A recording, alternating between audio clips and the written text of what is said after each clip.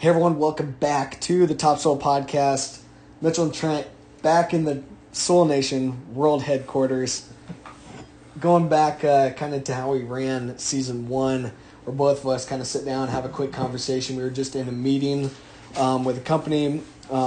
We won't get into them, but we're going to talk a little bit overall kind of on our thoughts today on some of the things we've got going on. And trying to be kind of specific, and keep to a fairly short episode here for today. And would love your feedback, and to continue this conversation online through our channels and whatnot. So Trent, we'll just cue it up to you first. Wanted to talk today about biological products. So you and I have a little bit different businesses that you sell products, you sell seed, you sell inputs for farmers. My company, we're consulting, we're making fertility recommendations, and we're testing these products for you. When you're looking at, moving a new product, what's some of those conversations that you're having, some of those things you're looking for, especially when it comes to biologicals? What are you looking for as a retailer, but also as positioning on the farm? What's kind of your takeaways on biologicals along those lines? So that's kind of a pretty deep question there, but to pull that apart a little bit, I think the most important thing is to separate the marketing department from the science, and that's often the toughest thing as well. So I think anybody can relate to the concept of a 3 to 5 bushel yield advantage, right? Because we've been sold that since forever, and apply this product, you'll get a 3 to 5 bushel yield response.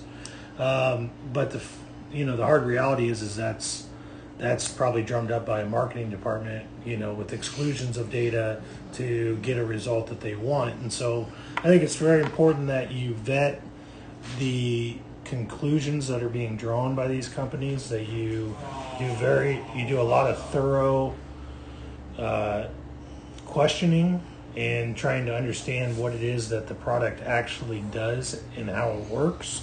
I know there's a lot of movement, and one of what we want to talk about kind of in this episode is the uprising of biologicals and biological seed treatments or biological in furrow treatments, and whether there's any science to support some of these claims.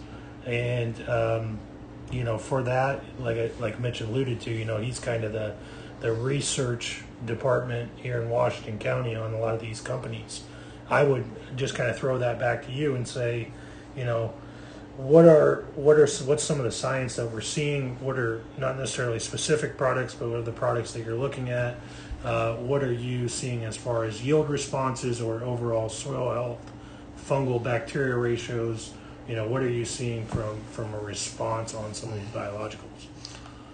So I think we can see definite responses when it comes to yield, but like you brought up, I don't think that's really what we want to go for long term. I think that is still the currency right now. It's still the main talking point, is yield, and everyone likes yield because it's fun, and it's fun to be in the combine and pushing big yields, and seeing that monitor going over 300 bushel consistently.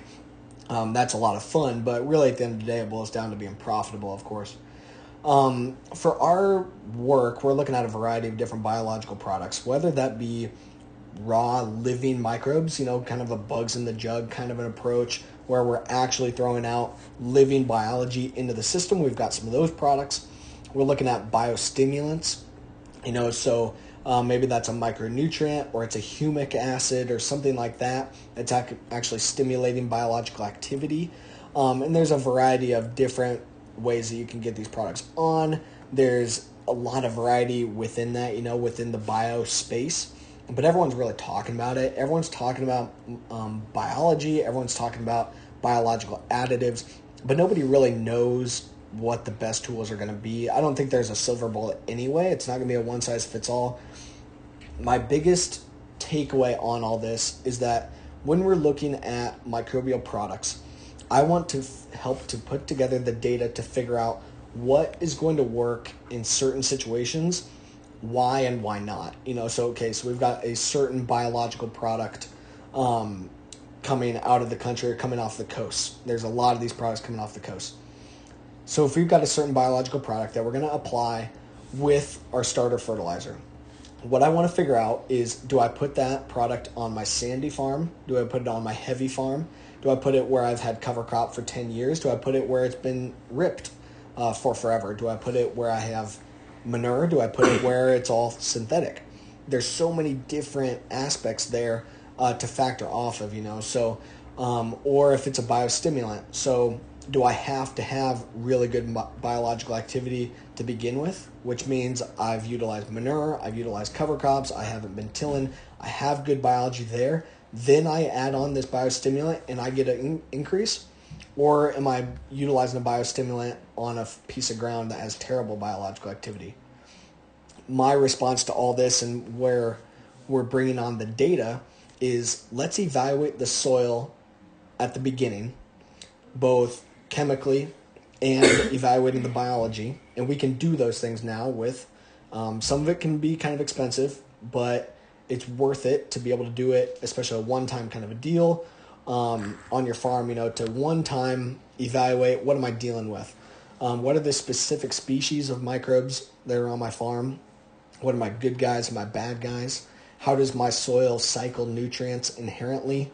And how is my fertility out there on the farm? Not just fertility with basic soil sampling that we've always done, but what about the actual available nutrients on my farm?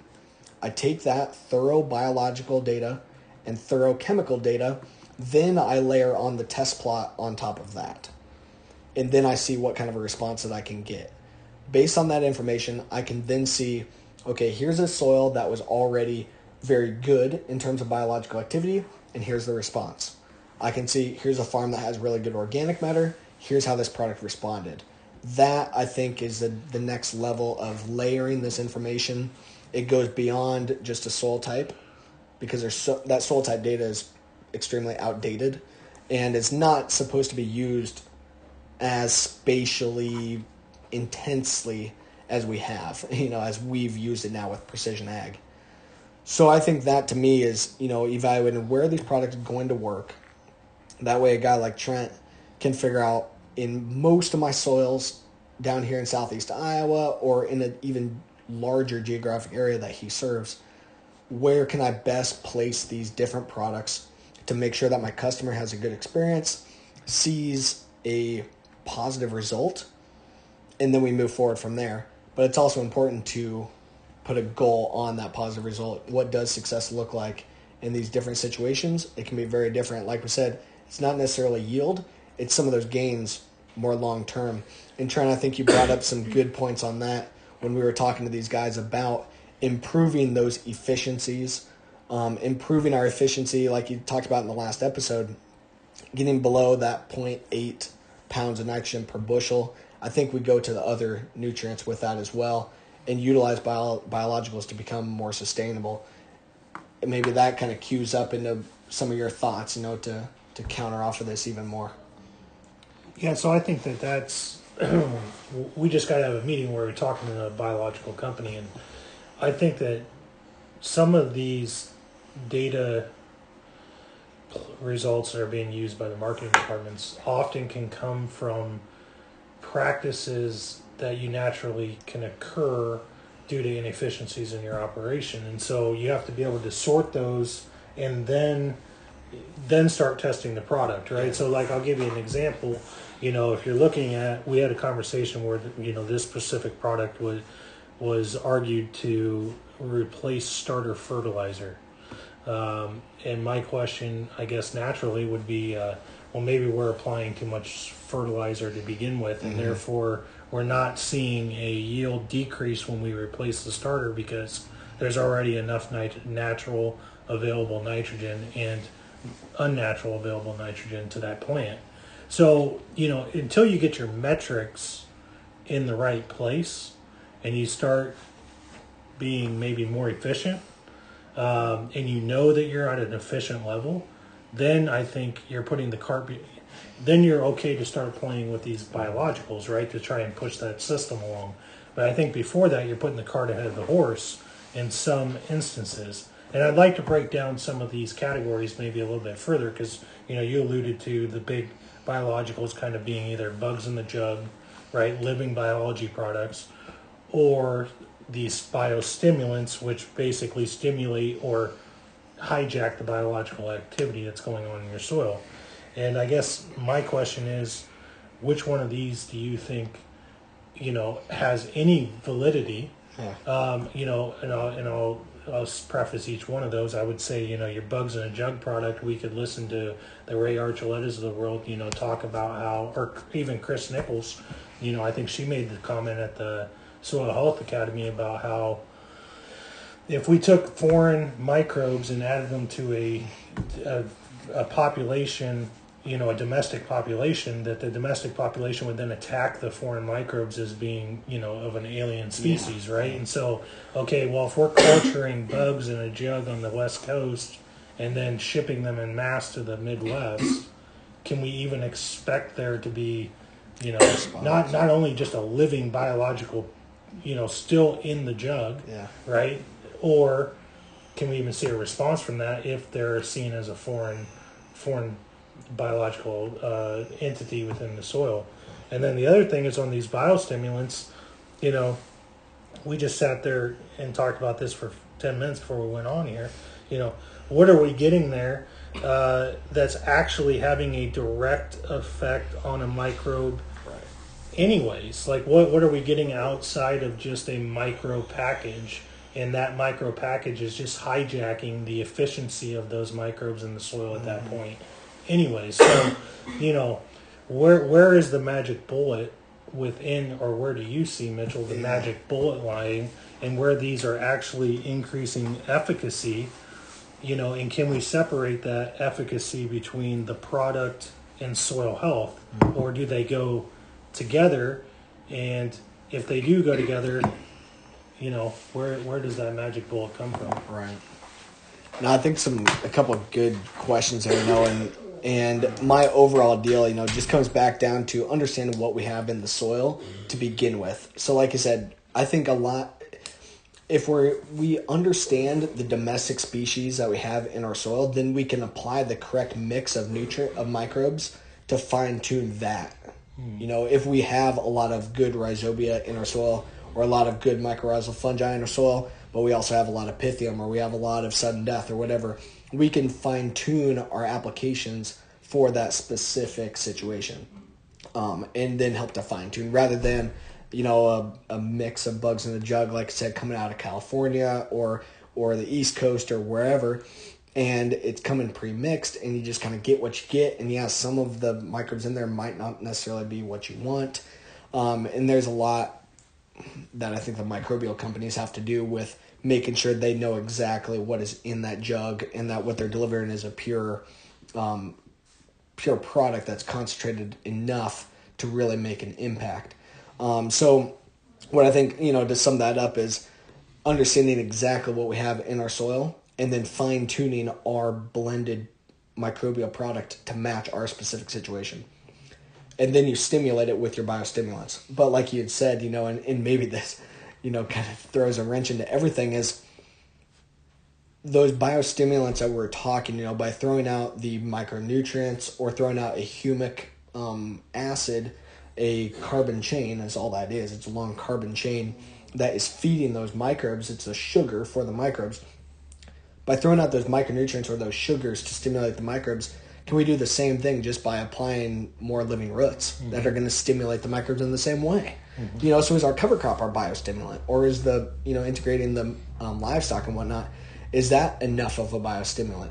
My thought process is that it's a combination. It's a combination of products and practices that are going to get us there, especially in the short term. I think there's products that can help us as we are regenerating our soils, and as we're moving into a more sustainable system, that the products can help us to get there in the short term. We can fine-tune those microbial communities. We can stimulate the biology in the short term with added carbon, with the micronutrients that most guys have not been applying for the last multiple decades.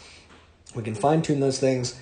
Then we, continuously integrate into a more regenerative system, back off on the synthetics, probably back off on a lot of these microbial products too. I think over time you reduce the need for those kind of products as well. I don't know that there's enough long-term research into those things, and there's so many new products coming about that we haven't been able to see what they do after using them for 20 and 40 and 50 years. But I would think that you can eventually reduce ourselves off of those and let the system work on its own. And that's really what this boils down to, is how do we get to a more sustainable system? How do we get to be more regenerative and hopefully be able to be compensated for that going forward? So I think my last kind of takeaway, and we'll get Trent's, is that it's important to look at what are these new products that are going to impact your farm. Where are you starting? What's your starting point right now? And let's put together some strategy to help you to improve. What's the top of the list? Goals. What's goal number 1 through 5? Let's work through those before we get to goal 25 and work our system down and continuously get better, learn from each other, because I think the benefits are really going to play out even more than some of the short-term benefits that we can see right now. So, and Trent, I think that's, leads into you on helping to get those right products and whatnot to our growers. That leads right into where you guys are positioned in as well. As a resource to help our guys to strategically get there and have those conversations, and really good for us, to have a conversation, sit down with a company like we did today, and really get to some nitty gritty on what's going on in our soils and in the leading farmers that we're working with day to day. That we're talking about some pretty advanced stuff here, but we've got to start. We've got to move in the right direction, and it's going to be fun. Yeah, I guess my final thoughts on this would be, to approach this stuff with extreme skepticism. And I guess I would look at it this way, from an unfiltered standpoint. I mean, if you look at this from a company's perspective, 20 years ago, it was all about bringing traits to market, right? All these big companies were pushing money towards the trait aspect of seed. And, nobody was really talking about soil health at that time in any kind of mass.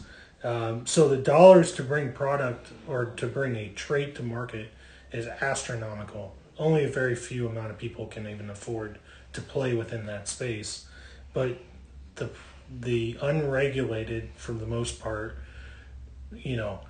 biostimulant bugs in a jug sphere can be manufactured by anybody with a pulse in a basement, and so you have to be real careful with inoculants, with bugs in a jug, with biostimulants, because there's really no regulations, and the ability to put it on the market is so cheap.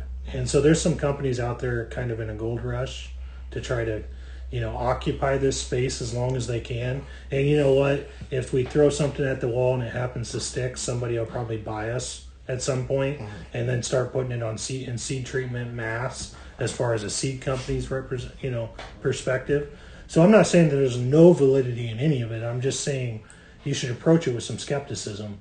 And that I guess is kind of my thoughts in general there on both of those categories.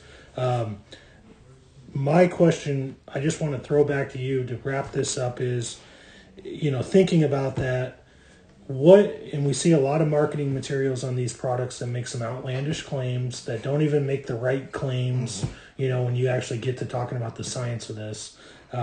What tests do you think need to be done to create validity around these products? Or what questions do you think these listeners need to be asking a salesperson who comes through their door trying to sell them one of these products? Like, what's the vetting process? What are the questions they need to be asking to separate, partial fact to real fiction?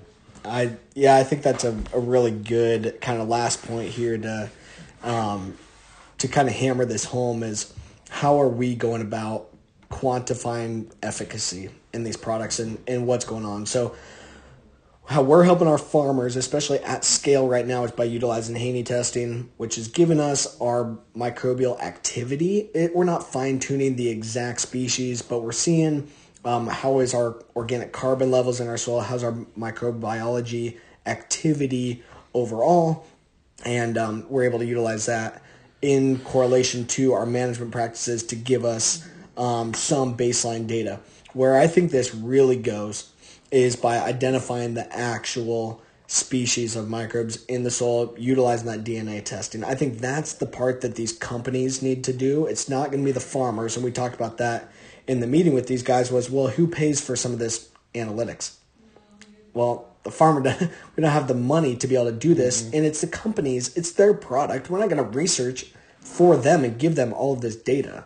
Now, yeah, there's a lot of big data tools that this stuff is going into, and if you are putting good data into your FBN and Climate and Encirca and all those tools, yeah, at mass they can gather the information and make some correlations, but we need to have some replication to that data. We need to have some actual trials, and we need to have some independence to that data. So I like independent trials that are looking at yield and they're looking at ROI, because I think that's still something important. That's still going to be the headline. It's still going to be the buzz kind of word.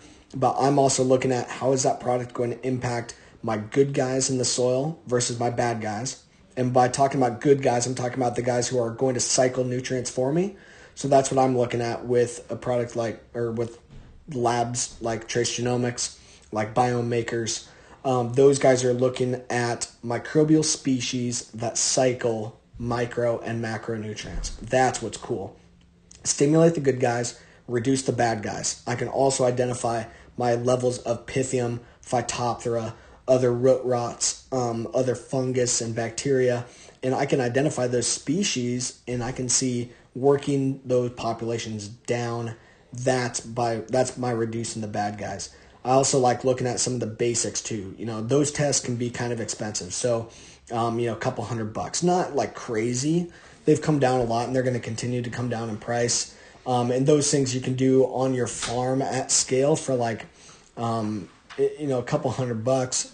Like I said, we're doing them at scale for $40 an acre is kind of the program. So it's not that bad, but you're not going to want to do it more than once every 5 or 10 years kind of a program.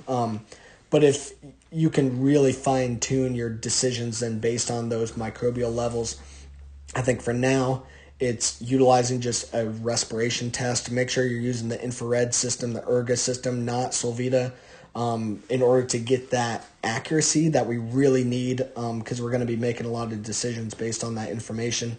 So get a good Haney test in order to understand what's going on in your soil. You need to have your basic soil analysis as well. pH, organic matter, cation exchange, that kind of stuff. I think we need to layer that information, and then we need to make sure that these companies are testing based on that same information so that the data that you have on your farm, the tools that you're collecting on your farm, the soil data that you're collecting on your farm needs to match with the data that they are collecting as well. So make sure that their product trials are local, are independent, are in real field situations out in the farm where there's actual biology, there's actual environmental impact on these products. And then if they're seeing improvement in a similar soil and similar data as your farm is, that helps me to be able to find that product placement and be able to adopt those practices. It's all going to be on the blockchain. It's all going to be in real time going forward. So these companies need to figure out collecting that data now, and we do on the farm as well. So, but overall, really interesting stuff on biologicals. Would love to have some of your feedback on biological products that you've seen working, that you don't see working.